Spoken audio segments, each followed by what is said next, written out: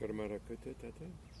Okay, so this is going out to the UK again, and what I'm trying to do today is really just to sit in my garden and enjoy the sun.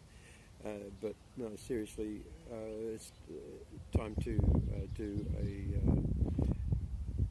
review, give an historical treatment of Campus Press. If we go back to 1992, that's a long way back. Basically, what Campus Press was doing was putting together material that was coming from social work situations in Wellington. And we were working with a group, another group, so we put out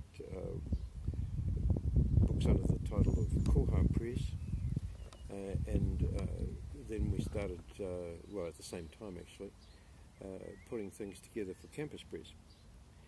Things chugged along through the 90s, and by the time I got to the end of the 90s, or we got to the end of the 90s I should say, but it was mainly me by that stage, I was putting together books such as The Nurturing Shield, the Sea Lord deal, a whole lot of books on Croatia and Serbia and the Balkans, and we chugged along, and then in the early years of the 20th century, of the 21st century, what am I talking about? We boxed along, didn't do a lot, and then I started to kick it off again around 2005-06 with just a very, very basic Papers to Conference, very, very basic idea of a book.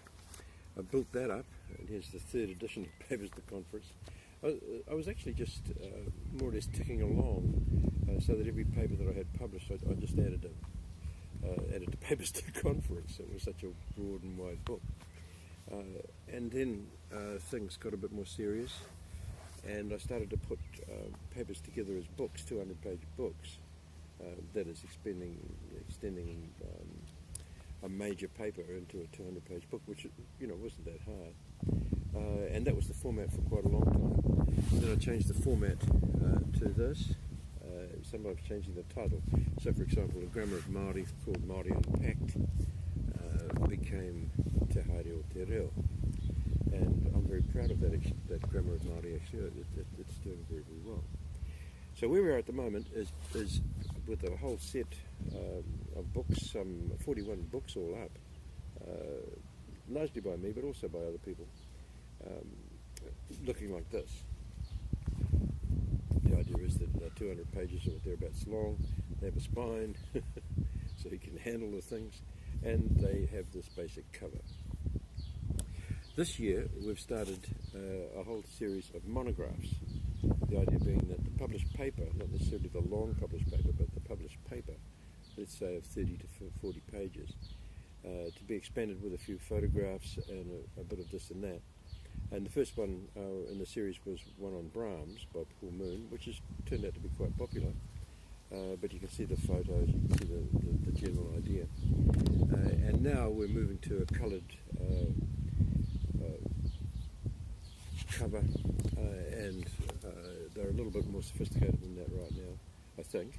Although that's pretty well laid out and I think quite effective, the Brahms. But I must say that I am very happy with the third, and now this week the fourth is coming out, monograph. So we're looking to pump those along to about 20 monographs, probably by about February, because they're all there, they're all ready to go, and it's just a question of adding photos and getting them out. So I hope that's a bit of a background for people in the UK. There's a lot of books involved, and it's very good to have them selling in the United Kingdom and into Europe. Basically, I've stuck to my last, as it were, and just produced books in quite a solid way, especially this last 5 years. And it's turned out to be very, very good. It's very, very interesting now. And the slog of actually writing the books is still there.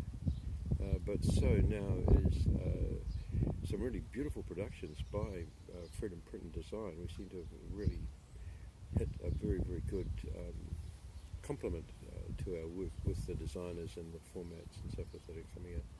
So there you go.